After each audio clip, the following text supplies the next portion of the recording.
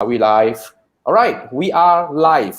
Welcome to the Three Marketeers Show. In case if you are watching the replay, this is the Three Marketeers Shows. We go live every Wednesday night at 10 p.m. Malaysia time. So if you're tuning in from anywhere or from anywhere, in any part of the world, welcome to the Three Marketeers Show. So what we do here fundamentally is where, we go live every week to discuss one topic about something related to digital marketing or marketing at large.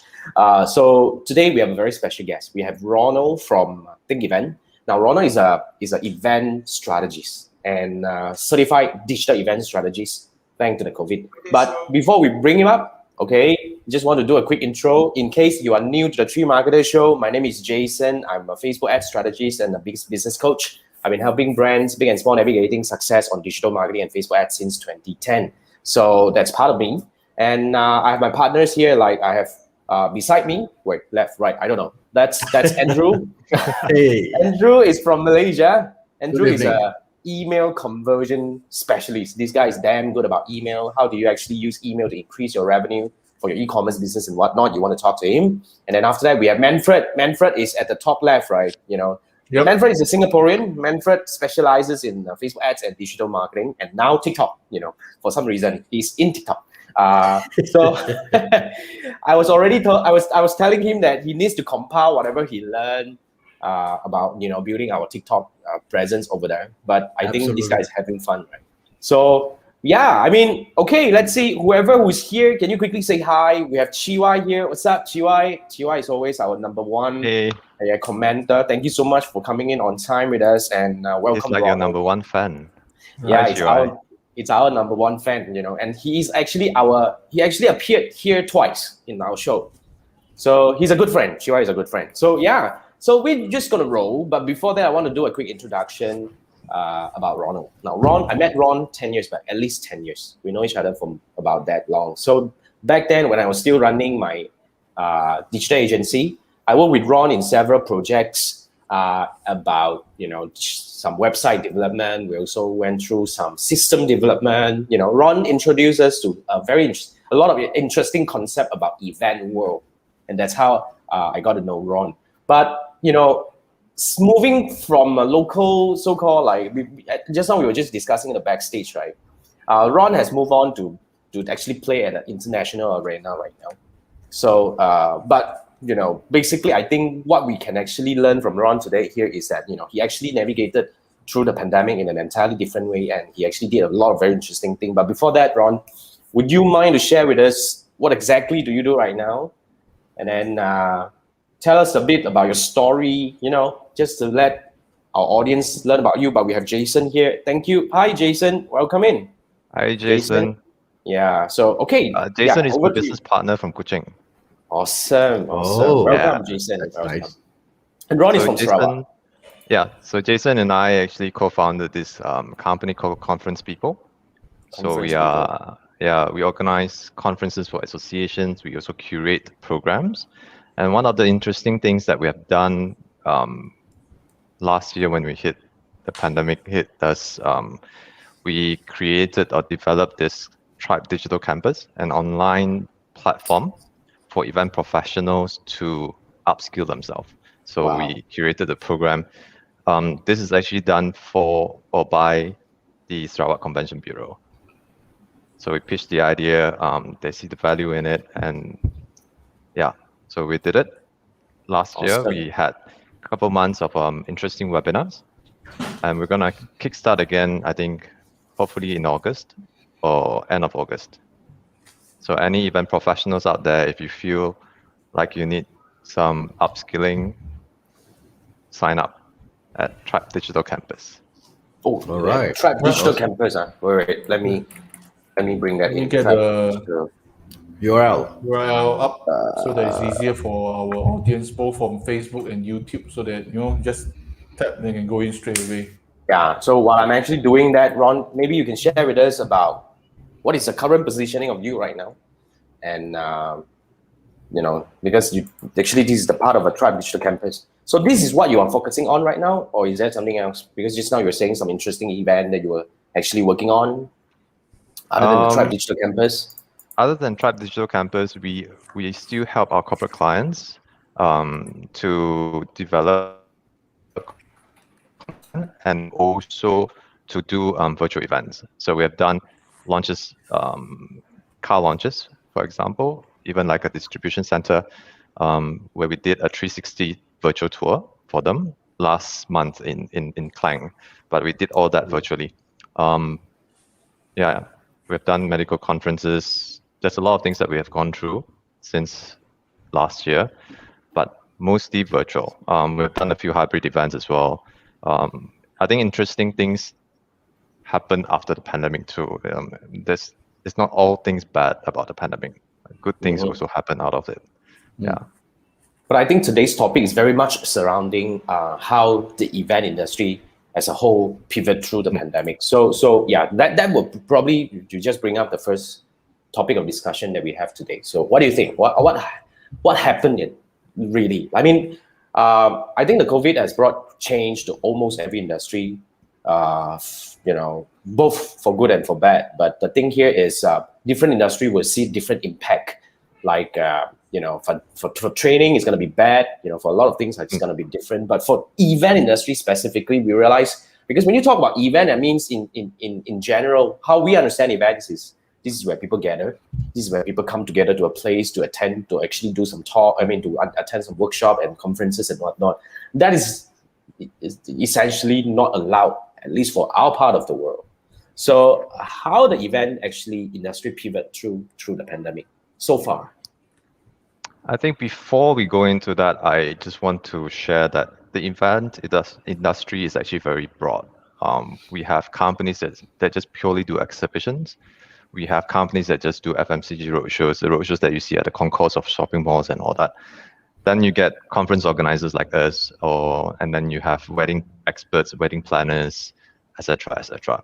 But if you go into the whole ecosystem of the industry, it's actually beyond the planners or what people refer us to as agencies. We have the venues, the hotels, the AV vendors, the technicians, performers. The list goes on. So 18 months, I think we're coming into the 18 months of the pandemic. We see that the industry globally has pivoted from physical to virtual and now hybrid.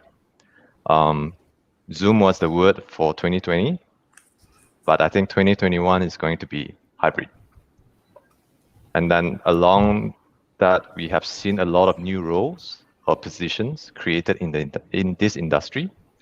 Now we have new position or vacancy that I don't know whether you have heard of them, but digital experience architect or participant engagement manager. Right. Yeah.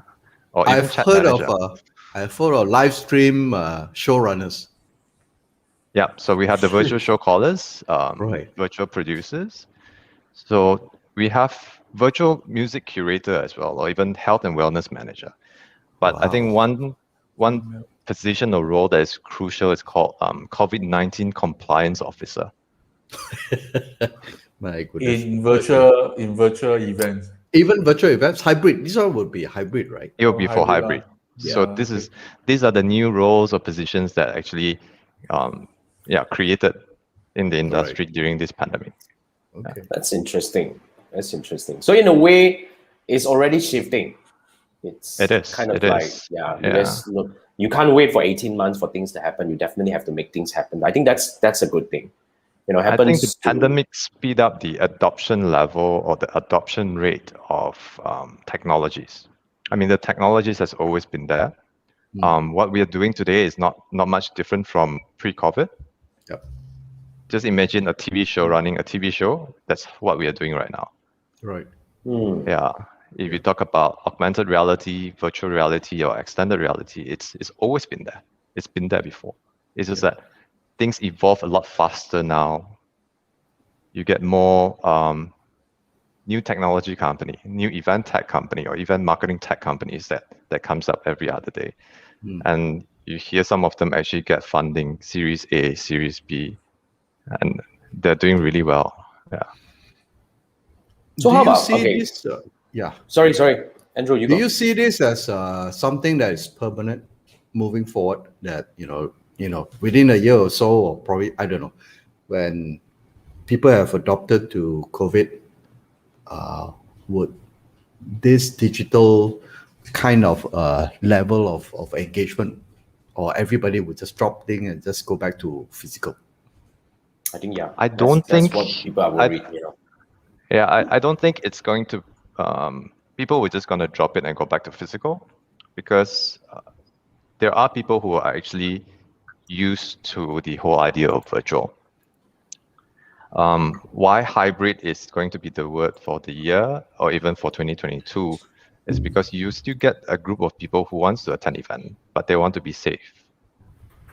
They can't travel. So you still need virtual component within the event itself, even though it is a physical event. Okay. That's why we call it hybrid. I guess in Yeah. terms of, it gives you better reach now that everybody is kind of like used to it. Definitely. Right. Yeah. From a commercial standpoint, makes sense. Yeah. Later, Okay. I'll be sharing with you some of the example of real case studies or real events that just happened recently. You see that the reach is a lot higher. Yeah, because you don't have the geographical boundaries anymore. That's one thing Correct. good about the whole thing right Yeah. now, right? So, And when okay, you talk about sorry. environment friendly, it's people don't have to fly. Less carbon Actually, emission. 100%, right? You don't have That's to fly, and you're still getting the content anyway. You don't need to be there to listen to the person to You receive don't the have to content in print a way, things. right? You don't have to print things Yeah, anymore. you don't No more have to print- badges, no more lanyards. Yeah. So I much more think saving. accessibility is one of the good thing that came out of this COVID. Yeah. Right. But that's something that, even if you talk about hybrid event and all these things, somehow or other is still kind of new to our local scene. I don't know about Singapore, but maybe I didn't go out that much anymore, so I'm not that aware of all these events or whatever hybrid events and all this kind of thing. But I think that will lead us to the next question or next topic of discussion over here.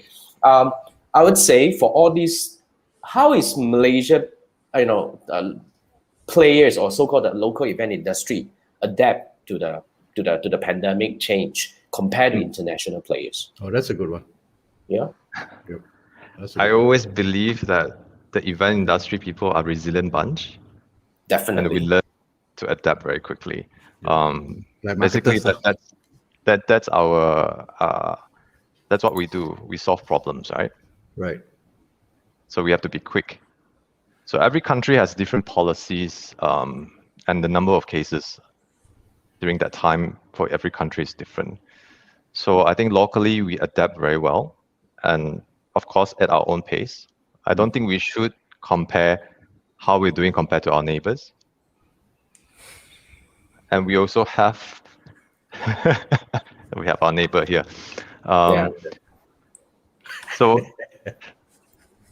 recently we also witnessed success stories like the Rainforest World Music Festival and Borneo Jazz Festival, organized by the Certified Tourism Board, managed by a dear friend from Place Borneo.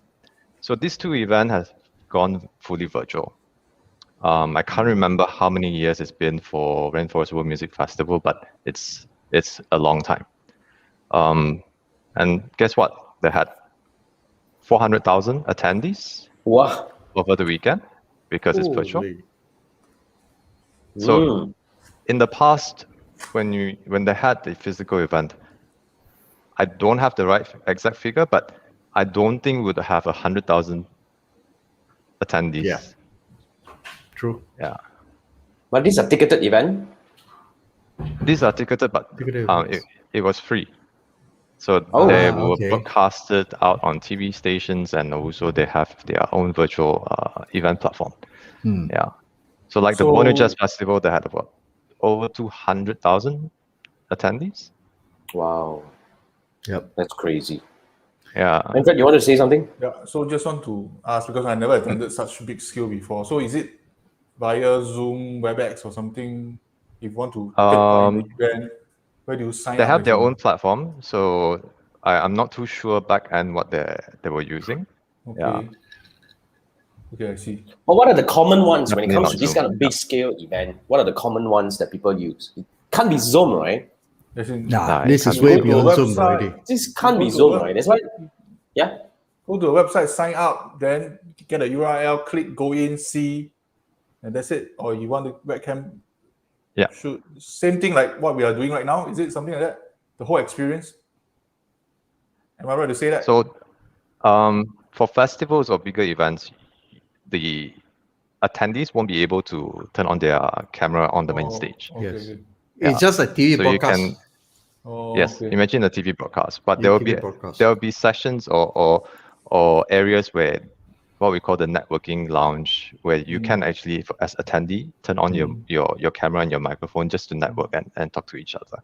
Right. Yeah. Even for that kind of event also possible, or it's more for conferences? Even that kind of event is possible. I mean, the technology is Wow. there. Yeah. So there's so many.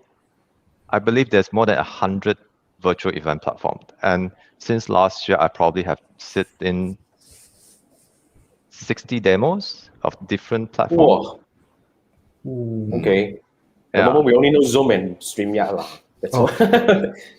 And Google we, Meet. we are like level 1. So what are you have level now 1. is good enough. So I interrupt a bit. I'm interested in the networking part. So I've been through a few before. So I assume you attend to a speaker, listen to a talk, finish already. Then among the maybe the 100 or 1,000 people, there will be a lot of breakout session. Automatically, maybe say example, one breakout room has 6%. Example, so you try to network within the 6%. Then maybe 10 minutes you swap to another, jump out another group, something like that. Yes. Is it So this kind of so there, yes. So you have that speed dating format where every 6 minutes or 10 minutes, then you will be, you rotate and join another group.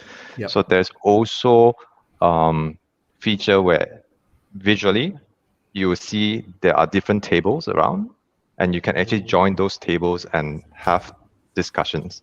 Okay. And at the same time, you can So actually label there's these a topic tables. also lah. The topic at the Yes, table with lah. topics. Yeah. Okay. Oh, that sounds very interesting. It's seriously something that beyond my imagination. To be frank, I never actually went through anything like that. Yeah. The logistics must be We can work mind-blowing. together and organize something.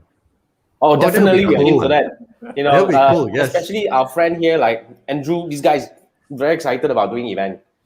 He came up with the idea the other day. We wanted to do this like 3 marketers and friends. I think I shared with you, right? Wow, we run it with StreamYard. Wow, I tell you, it's quite a crazy experience. Definitely something that we want to seek advice from you about. What are the things that we can do about Yeah, that'd that? be cool. For an experiment, yes, why not? I mean, life is short, man. So my next question is, when COVID started, then you have local coaches. They were thinking, okay, now they were struggling to go online because mostly are very good on doing physical events, face-to-face teaching and all these things. And while they open up the so-called the doors to a bigger audience, what they also realized is it also opened up competitors from overseas, right?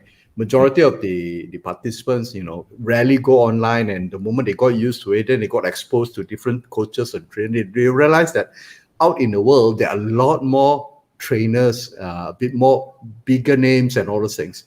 Would the same happen in your industry now, where it doesn't happen to you because you're already playing on an international level, but the local players who have been good or strong in Malaysia or Singapore, and all of a sudden now you've got other bigger players come in and doing the same thing, and at the technological level that is way beyond that. How do you address for local players? How do you meet? Because now the competition is no longer Malaysia. Yeah, it's global competition. That's a very good question. It's a very sensitive question. It's a very sensitive question. So the competition. Sorry, Ron. Yeah, but it's late night. Not many people watch. Okay. No, it's okay if you don't want to That's answer. business, But I think, to whatever level that you can address this thing, right? Do you think the competition hits us a bit as the local players? But of course, hitting us is one thing. Like we said, we are resilient people, right? We buck up really fast and we can actually adopt all these things fast. I don't think it's a big problem. So I think price war has always been an issue in Malaysia industry, in Malaysia's event industry. Right. Yeah. As in anything. Just like any other industry as well. Like any other. It's something that we can't avoid. So to me, I will never go on a price war. To me, I will always show the value that we can add to the client's project. But I think to actually How help do you address level the up? level of service that we Assuming, can provide. right. So how do you level up let's Sorry, assume go the price war, there's no price war, but then it's like, I'm playing football in a little field, and all of a sudden now I have to play with different national teams. your EPL there, Yeah. all of a sudden. It's like, what the hell?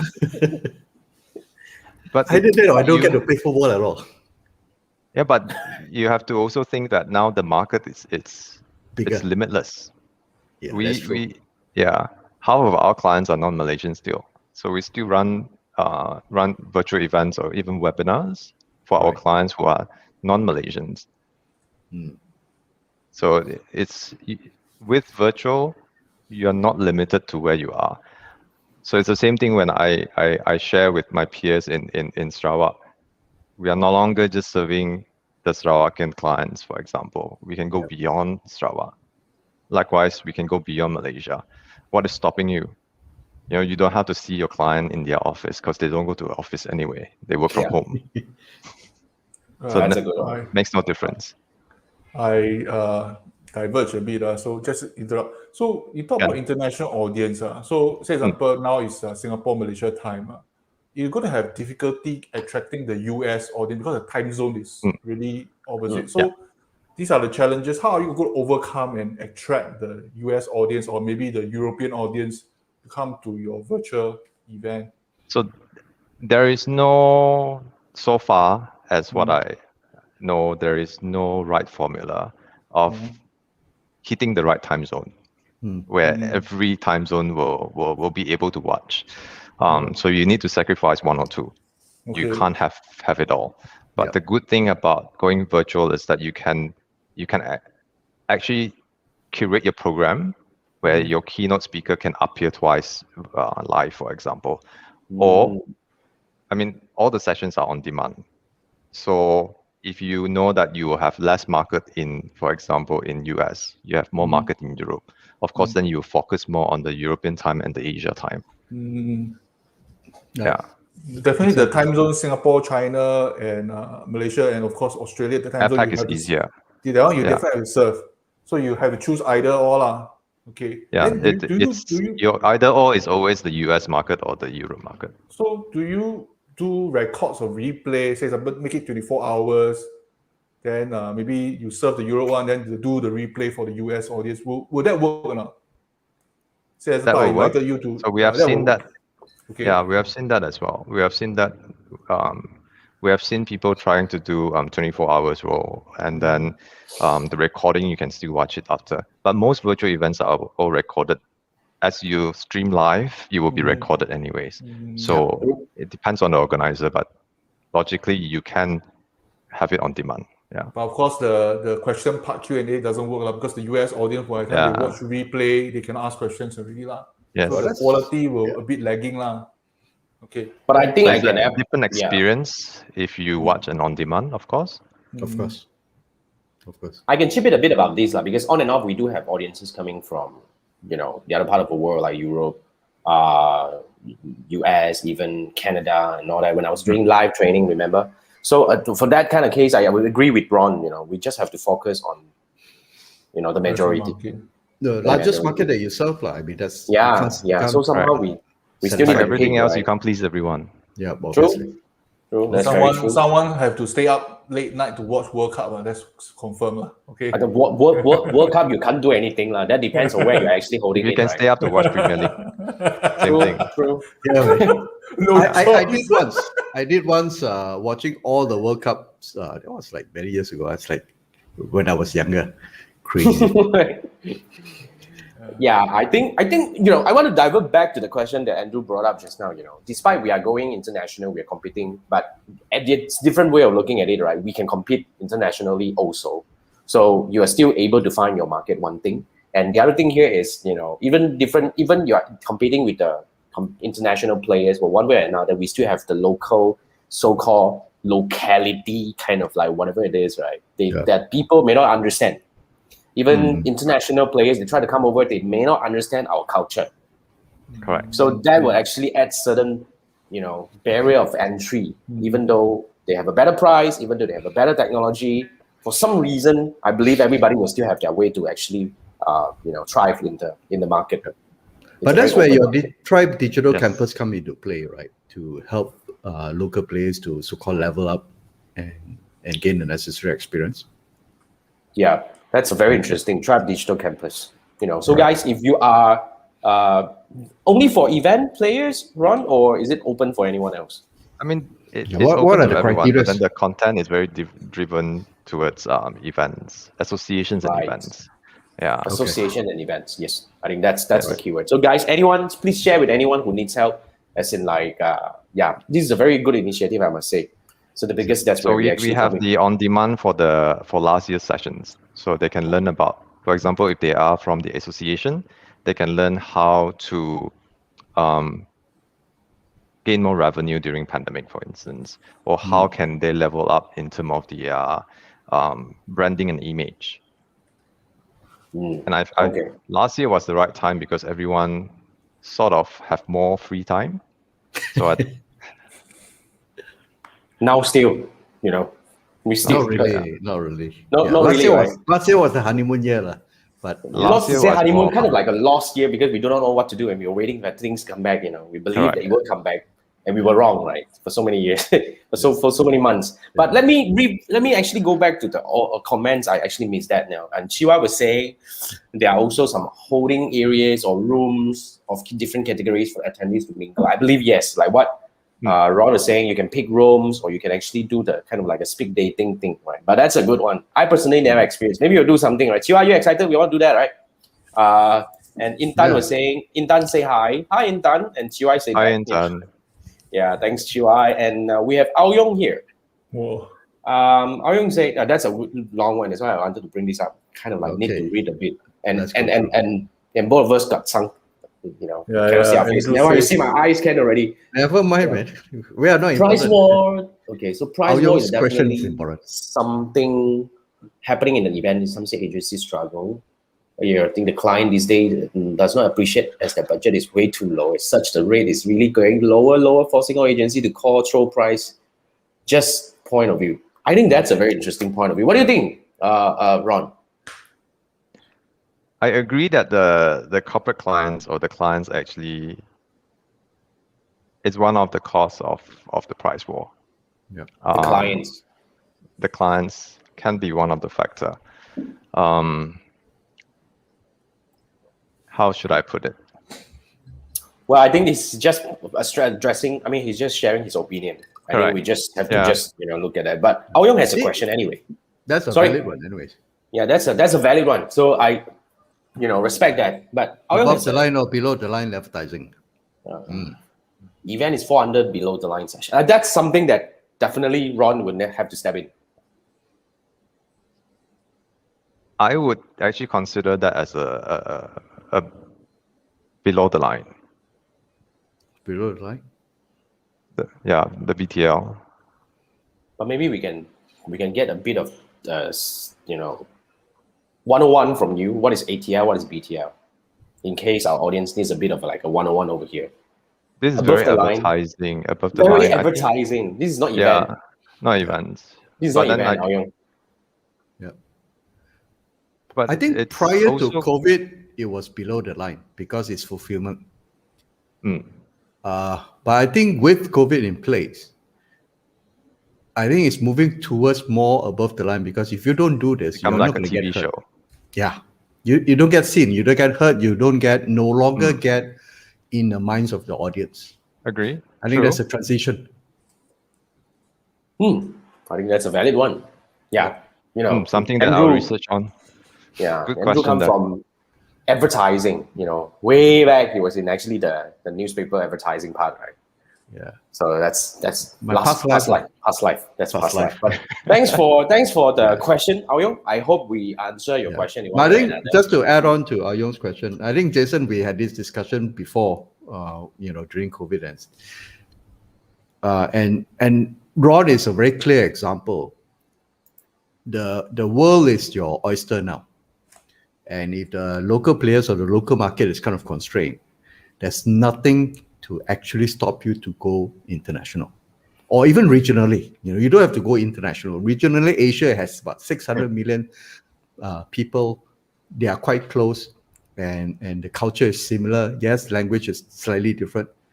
But if you open up and look at, or any local players look at the world as your market, then you can compete, because out of 7 billion people, there will be somebody who would fit your price point.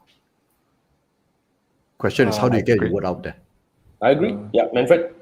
I'm not trying to be a wet blanket here. Based on the e-commerce past experience, using e-commerce point of view, you say Southeast Asia, all various countries has their own little norms and cultural barriers. You want to enter Thailand, you want to enter Vietnam, or you want to enter Philippines, all different ball games. It's not easy. Okay, but I'm not saying Andrew is wrong. I'm just saying that the direction is correct. But when you go down to do the execution, it's a totally another story already. Right, Ron? Will you agree? No? I think that's where collaboration should come in. Yeah. So we have we have offices in Singapore, Bangkok, and also Seoul, South Korea. So if we have any event in these cities, we will have the offices there to handle. We will have local, for example, in Bangkok, we'll have our partners who are Thai, who can speak Thai, who will manage the clients in Thailand. But recently, we also have requests to do recordings and all that, the green screen recordings in Europe. And because of the network of partners that we have around the world, it's easy for us to just give our partners in that particular city a call and say, hey, we need to do this in your city. Can you help us out? Right. Yeah. I don't think that there is anything that one person can do it all. Yeah. So collaboration is very important, and it's how you find the right partners, and to be on the right platform. I think that's important nowadays. Yeah. Partnership, collaboration. I totally agree. Like, to address Manfred's question, anyone who wants to enter different market, you don't really need to enter yourself. In a way, you can just find somebody to actually partner up. Like recently, I received a lot of inquiries. Anyone wants to want to be a distributor for Singapore market, Malaysia market, for some of the very premium so-called products, you can talk to me. I have a few on my hand. Wants to look for local partners. I forgot to announce this among my community. But nonetheless, if you're in e-commerce and you're open to bring in some of the good products or established brands from Philippines, at the moment we have a few. You can talk to me. But nonetheless, collaboration, I think that's the key. I think we want to bring back to the topic, very much to the digital part of the event management kind of thing. I remember the other day when we were having our chat, right, Ron, you mentioned a lot of people kind of like mixed up between virtual event and webinar, because they were thought that, by doing webinar or Zoom webinar kind of thing, it's already a virtual event. But you sort of like gave me a different definition. Can you actually help us a little bit? What's the difference between these things? I thought it's the same. I thought it's the same. Yeah. Okay, not everybody will agree with the way I interpret it, but it's your show today, so it's fine. If you disagree, then I'm as you know, out there. Webinars are essentially online seminars. That's how you get webinars, right? Okay. Web seminars, so webinars. Right. So people actually watch videos or presentations or lectures from experts, and they can actually ask questions through Q&A or the chat. Yep. But a virtual event has the interactive live session. And if you were to compare a webinar and a virtual event, webinar is usually not more than 3 hours. Okay.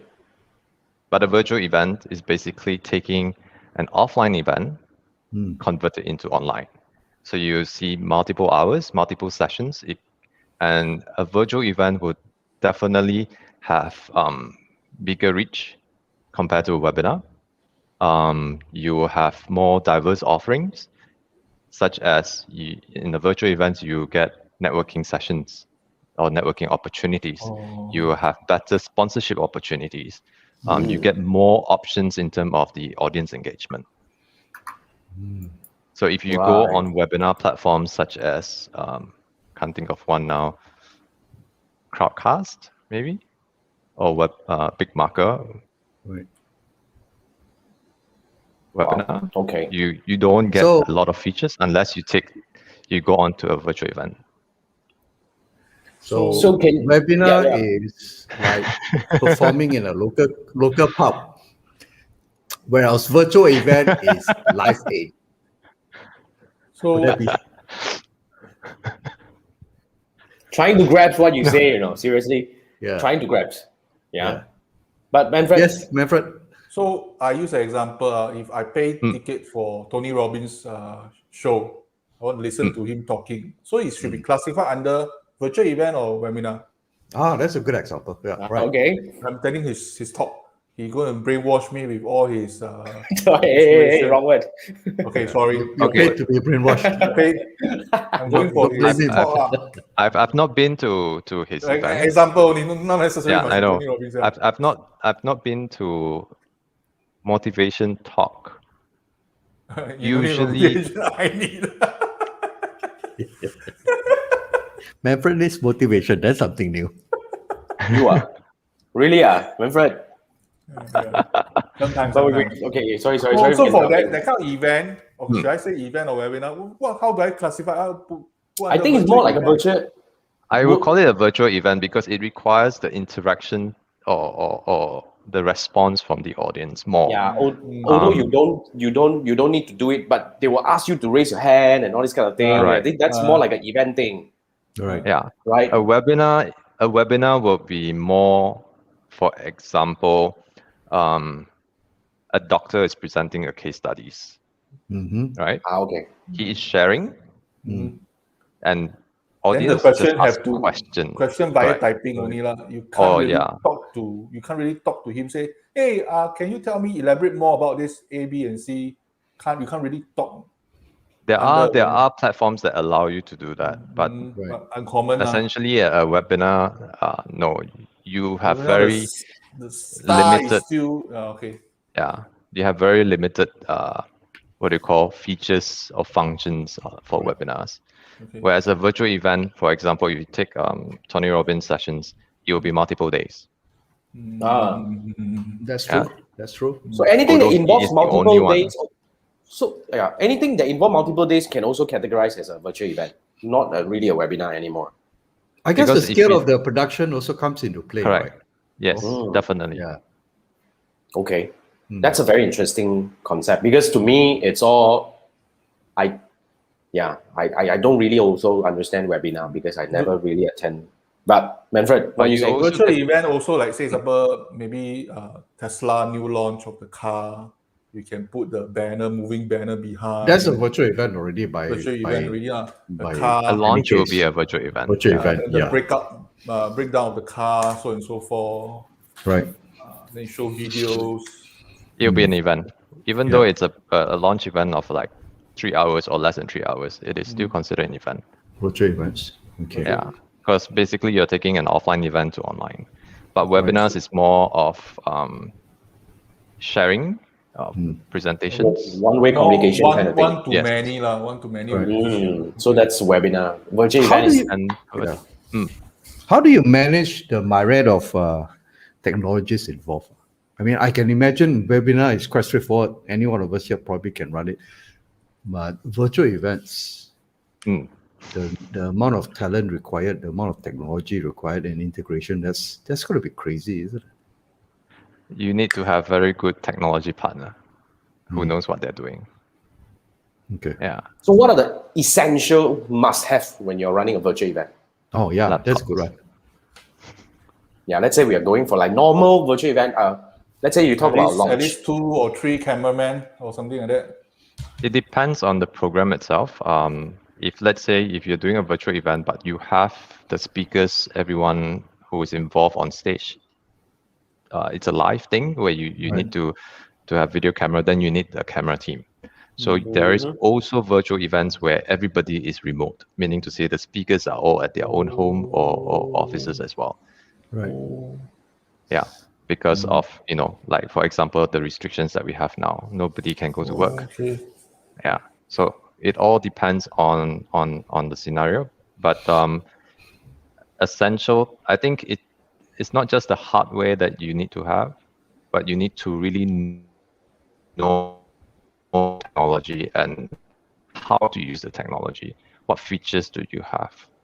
Like I mentioned, there are over 100 different event platforms out there. Like Zoom is evolving from a meeting platform. Now they are going into events. Webinars. So they're gonna have so they have webinars. So they are launching, or I don't know whether they have launched the event platform where you're gonna have like sponsors logos, sponsors ads, exhibitions, and all that. A full-fledged, multiple days, multiple tracks. Wow. So when you say everyone's heading full towards day, the direction. okay, so when you say multiple day, multiple tracks, help me, Ron. Our 3 marketers and friends, the one we did like bringing 10 speakers together where we managed like hell, went through like a 6 hours sitting in front of the camera. That is virtual event or webinar. Webinar, right? You have different topics, right? Yes. We have different topics, 10 different speakers break out into different topics. So it's a half an hour interval kind of thing. There's a host and a That's guest virtual all event. the time. Yeah. It's virtual event, right? It's a virtual event kindergarten level. Hey, but we pull through, no joke, we pull through. Then after that night sleep like what? No clue. Yeah, so it can be crazy to do stuff like this, right? It's not easy.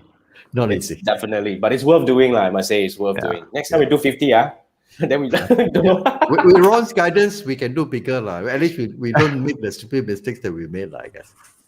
I think that's a very interesting one, Okay, so let's see. Yeah. Chiwa was saying you see me switching here and there, switching rooms. That's a very interesting one, right? Yeah. I think you can have 6 hours per day, but you just need to have the right platform. Chiwa say it's a marathon, right? So we did live marathon in a way, so that's a crazy one. Anyway, we have a few things coming here. So we have Fiona saying Fiona miss working in event. Wow, okay. So that's the good one. Well, I miss working in live event. Yeah, and Aurel is saying attending live events too. Yeah, attending is fun. So Aurel is also saying he's looking forward to the traditional event that can be back, to save the event industry, especially more than 300 packs, big small agency in Klang Valley alone, right? 300 packs, 300 big small agencies. Oh, there are that many. 300 plus big small agency in Klang Valley alone. I think we have more than lot, we wow. have a lot of event companies. That's a lot. That's a lot. And then Jason came in and say another way to look at virtual event is as small layers on ongoing activities. Okay. Network engagement, main that's stage nice. stuff. Okay. Yeah. Thank you, Jason. Yeah, I think that's a very one. That's a very good one, to help us understand this thing. Anyway, thanks everybody who participated. And I want to really bring back to the topic over here as, let's see how many we have actually covered. So we talk about the virtual event versus webinar. Oh, I heard you mention this word at least 4 times now. Oh, yeah. Yeah, 4 times or 5 times, I was. Let's dive into this one. Let's dive into this. What the hell is hybrid event? Right. How does it work? Runs on electricity and fuel. Okay. Let's take Wimbledon 2021 as an example. Okay. Oh, No, I would love to be there in person, but I'm also comfortable watching it at home. So that is more or less a hybrid environment. How is this so? So Olympic because as well. You have audience. Not the current Olympic, because the current Olympic don't have a physical in-person audience. Right? Oh, okay. Yeah, the stadiums are empty. Yes. Yeah. So if you look at Euro 2020, the recent football. Sorry, I'm not a football person. No, not any sports tournament. Okay. You have the live audience who is at the stadium. Yes. You also have the home audience who is watching. As in anything, like as in anything, all the while EPL is also like that, and all this. I was watching the Euro. I was like saying, "What the hell, man? People out there mingling without masks, and here we are cooped up at home. It's what? And 17,000. Right? What the hell? So you 17,000 people. Yeah. I think that's how I would explain hybrid. Okay. Right. But is there a difference between watching live on TV with this? Of course, you be there, then you feel that, man. If you watch live on as in- TV, then you're like as in, sipping wine and If all I'm that. watching Wimbledon on TV in the pre-COVID days, what's the difference? I don't get it. Actually, it's the same, right? Hybrid didn't change much, right? I would say, in a way. No, I think maybe just to give you an example. So You guys probably heard of Russell Brunson. He has his annual funnel hacking live. Uh-huh. Previously, it was a live event. That means 3,000 people converge into a venue that he chose in US from all over the world, and then you attend an event as in any other seminars and all the stuff for 3 days or 5 days or something like that. And this year, he's doing a hybrid event where you have people coming in for that price ticket. I think it was 197 or something like that. And also, you have people who can sign up for the virtual event because they cannot travel. The price is still the same, 197. So you get to watch. The camera is basically capturing it live for you, but at the same time, you also get to network with people over on the stage, and also people attending it live through stuff like breakout rooms and all those things. So that would be a clear example of a hybrid event, isn't it? You have Is it live hybrid or virtual and event now? it's a hybrid because you have It's a hybrid. virtual Yeah. audience and you also Yes. have in-person audience. Right. Yeah. Okay. Because US can go to events now, ma.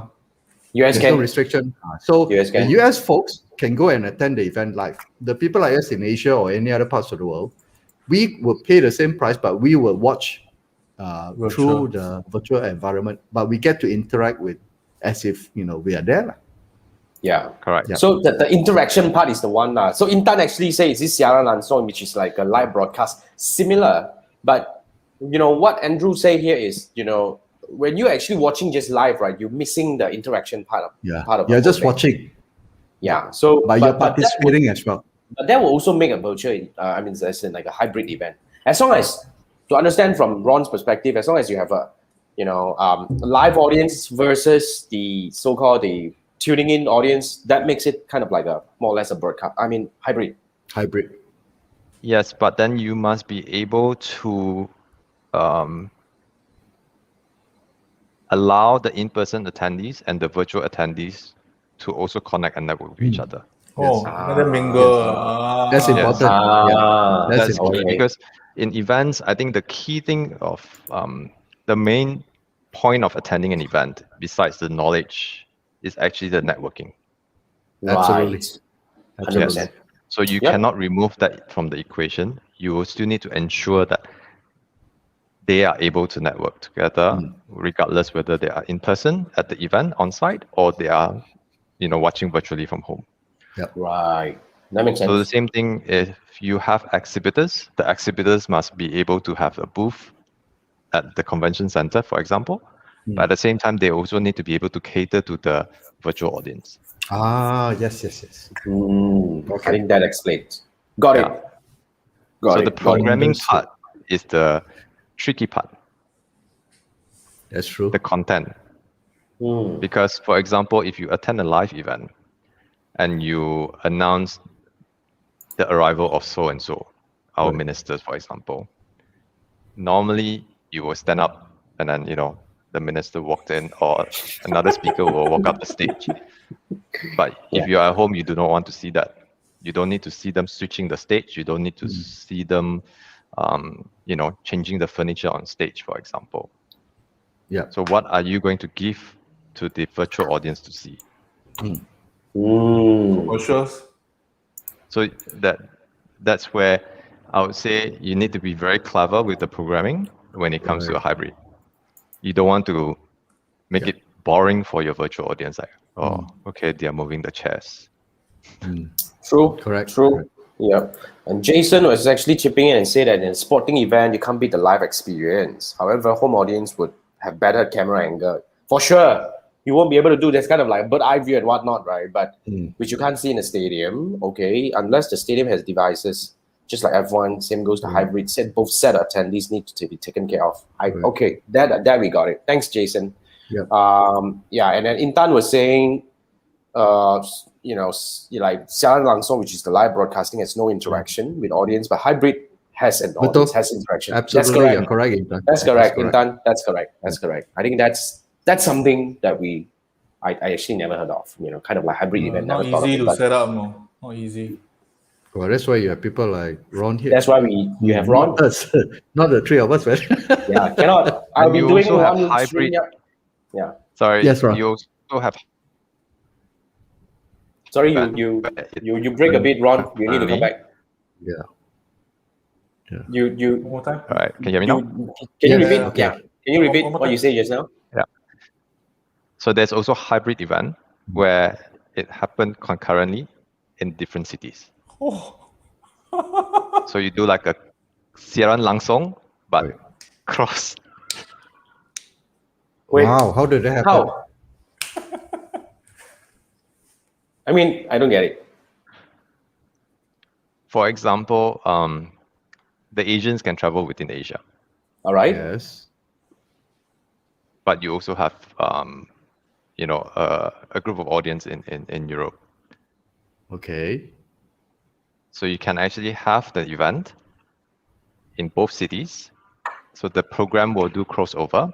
There will be certain segment that is actually hosted on the stage in London, for example. Right. For you. And then there's certain program, it will be hosted in Bangkok or Singapore. Right. Like New Year countdown. Okay. Funny thing, you never mentioned Kuala Lumpur. Oh, Kuala Lumpur for that. Anyway. I think it's yeah. Okay, Oh, that's I mean, cool. That's cool. Yeah. Yeah. Yeah. Oh, That's okay. Beyond us. Let's be honest. Be honest, man. Let's be honest. That's why. Wow, awesome, man! Learn so much thing. Yeah. So basically, that we have a better understanding of a hybrid, and you have kind of like a cross geographical hybrid. Wow, that's kind of like So So there will be even a in skill control sets- center, there will be a control center controlling which one to Yeah. show up. lah. So in skill sets, if you do a hybrid environment or virtual event, you are more of a TV producer. Yes, you have to Rather think like a than TV event. producer. Yeah, because you got to cut over, you got to Yes. switch. That's right. Okay. Wow, sounds exciting. kind of get it. Yeah, sounds Sounds exciting. technical. Sounds we need to hire Ron to do this. That kind of thing. It sounds like that. Okay. So anyway, I think that would actually address back to our own Back down to earth. Beyond Earth's Back question. to Let's earth. come back to Earth where we understand. back to things over here. But Ron, what is your take? Do you think we are ready for big scale physical event again anytime soon? I mean, judging from the number in Malaysia and Singapore is also kind of like rising in one way, and Thailand is out of the world also like us. What do you think? Because the other day we were discussing that you talk about some policy over here, like for certain time, right? Events were not allowed, but night market was allowed. But you were saying, event, if we actually do it in the proper way, in fact, there is no cluster coming from it because you have stricter control. Everything is so much well done in terms of SOP and all that. But I mean, your opinion, are we ready for this thing? And how ready are we on this thing? I believe that we are. Malaysia is ready for small scale, big scale event if it's done properly. Right. And of course, maybe 80% of the population is fully vaccinated. Or if let's say you have a policy that if you are fully vaccinated, only then you can attend the event, for example. I'm sure most Malaysians would know this huge exhibition called Home Deck. Home Deck, Malaysia, Yeah. KL. Malaysia, in KL, Yeah. yes. Yeah. I think it's been around for many years, as long as I can remember. And they did a physical exhibition in April this year Oh, at okay. LCC. And it's a I big didn't know scale that. exhibition, Right. but they have proper SOPs in place. So as long as the stakeholders take the safety of the participants, the organizers, the speakers, or vendors, or even the staff at the venue seriously, follow SOPs, follow the guideline, have things in place, I think we are ready. I mean, Especially if Home for Deck- yeah, so- go ahead. especially for paid event, I guess the crowd is a bit more easy to manage. If you do a free event, then it could be a bit more messy. Mm, Would I it be? believe Would that if- be the case? I don't have any exhibition background, But I believe that the exhibition companies, they are experienced enough to actually see, because they all have the data. We all have data of our kind of events, Right. We know how, more or less, how our target audience behave. For example, like, because we do a lot of doctors events as well, so we basically understand how healthcare professionals would react, Right. whether they are more on mobile devices or they will actually log onto the event on laptop. As simple as that. We know and we have the data. So that also help us to decide what platform to use. So same thing for exhibition organizers. They have the data. They know how to manage their audience. And I totally believe that as long as they have the right SOPs, the right processes in place. For example, instead of doing a 2 days exhibition, you can actually do 4, 5, or 6 days exhibition so that you can spread the crowd. Okay. That makes sense. Makes sense. You do a limitation now. Correct. And you can always have an X number of people within a certain space. So that can be managed. I agree. Makes So I sense. feel that we are ready, provided we have, majority of the people are vaccinated. True. Okay. And when we are allowed to. Thanks, Ron. Looking forward to. I mean, yeah, definitely, man. It's been a while. Really look forward to that. But anyway, I think that will probably bring us to the next topic over here. But I think that's the quick one we want to pick your mind. Basically, what's your view about the future trend of, the event industry post-COVID? Let's say if it happens soon. Anyway, now it's damn COVID still here. But post-COVID, what would happen? Are we gonna go back to, like everybody will rush back to this physical thing, or what is gonna happen? What do you think? I think that even when the world return to normal or whatever that may, ever be, the event industry has already changed by the pandemic. The way we organize events, the way we plan, the way we create engagement, for example. So working from home and not traveling is probably gonna, still be, it's definitely gonna stay. It may not be for everyone, but there'll be definitely a group of people who prefer to just stay at home. Yeah. So I think no matter how many people have been vaccinated or how low the cases of COVID during the time of the event, there'll be people who feel uncomfortable attending event with people or crowd. Yeah, there's this fear of crowd now, I guess. Correct. So the virtual component, will stay. I think the virtual component will stay, and that's why I would say that the future is definitely going to be hybrid. I think you're spot on that. Makes sense. Hybrid. Yeah, I think that makes a lot of sense. I totally agree. Like, I'm not coming back to the normal one anymore. It's kind of like already.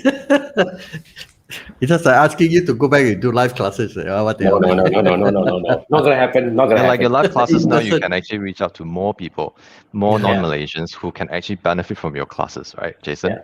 Yeah. He's a classic case now. He's teaching to 27 countries. Students from See, 27 it's a success countries. story. That's a success story. It's a absolutely. good positive thing that came out from this pandemic. Absolutely. Yeah. Definitely one of the things which I would agree to what Ron shared.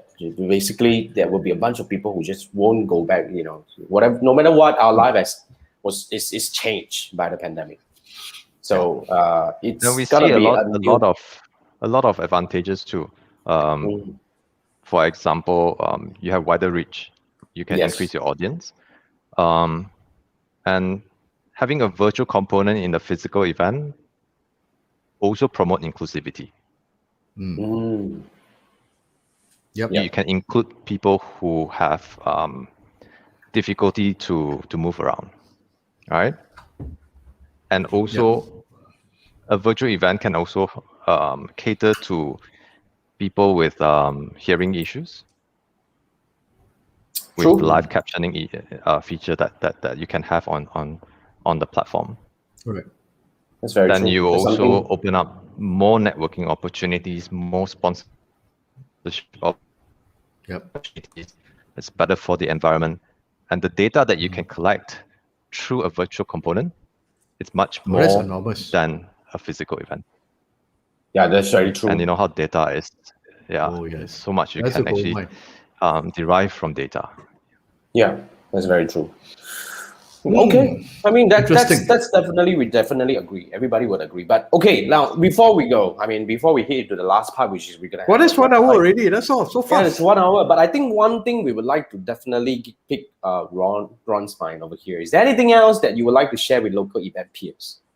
Be it be about change, be it about whatever it is. What would be your any opinion sharing and whatnot to the local peers? I'm a true believer of collaboration. So reach out to, potential industry partners and find the right one and collaborate. I mean, it's not easy to find a good partner or the right partner. So there's always like a dating courtship between two in order to find the right partner. So collaborate. I think collaborate will be the key thing to help us to get through this pandemic. Leverage on each other's strength and also experience. And I think now is the right time to upskill, learn, unlearn, and relearn. And last thing, I think it's take care of our mental health. Oh, I like the last one. That's take care of the mental health. All right, I think that will bring us to the the last part of the show, which I want to quickly bring up. There is an app that during our little chat the other day, a quick chat, Ron shared one very interesting so-called app. I haven't really started using it because I'm just gonna put it there, and I wanted to start after Ron shared with us. But I'm gonna bring this up. Maybe Ron, you can help us understand a bit about this thing, like what it does, and So I don't know how to pronounce this. It sounds like I think it's called Oh, MMHMM, like. Oh, that's a Like let me really- actually this is the website of the week. But Ron, what is this? yeah. Make an impression on video. Right. Basically, it will act as your virtual camera, and then you can actually have, just like Zoom, you can have different virtual background. Okay. But at the same time, your slides and presentation can be on your background as well, and then you can actually go into a different, different shape. I think there will be Different shape, as in like this. where you will be in a circle on Okay. Okay. overlay on your slides. As in like you can choose wherever you want to show yourself. Oh, well, that's new. Well, that's cool. You can actually make your Zoom meeting more interesting too. Yeah. So it's not just Zoom, right? You mentioned that you can also use this to come live on StreamYard. Yeah, because it's Yes. a virtual camera. Yeah, it's a just virtual cam. it's a camera source. Yeah. So instead so of connecting to your webcam, you connect to this one. But you need I to think- have a more powerful computer or laptop Right. I think because mine's you're on a running couple. two. Yeah. It's almost like Ecamm Live already. Something similar to Ecan, right? Similar Yes. to Ecamm. Yeah. Yeah, but I think it's a lot more interesting because it allows you to overlay your slide at the back. I think that's Yeah. one I. Yeah. So Ecan also So can do that. Microsoft Teams started that now. They just Okay. launched. Yeah. And it's not that very expensive. I think it's very interesting. Yeah. Like how much would that be? $8 a month Oh man. for 1 year subscription is like no brainer, man. Seriously. Yeah, I'm going to try it out. Yeah. So I think But this there's is a lot of very- filters that you can play with as well. Yeah. Oh, you check that out. You can actually let Yeah. the slide So come out. that's how you. Wow, that's Okay. quite interesting. Okay. And we have a new toy. Now you got me Andrew has a hooked. new toy. Now you got me hooked. Yes. Okay, Besides so drawing Try the on free air. one first. yeah, maybe you can it's try just the free wrong. one first and play. The with it. free one you can use for an hour a day. Oh, that's good. Ah. That's That's good. good enough. Like Yeah. for my half an hour live, we can use that. I think We can, let- we let- can do that for our live. Yeah, the half an hour you one. know, That'll be cool. Okay, cool. So that's the Compatible website with of the week. WebEx also. Yeah. Yeah. Courtesy. Ron, of thank you so Ron. much. Yeah, thank You you so gotta much give for us a sharing good that. try. share.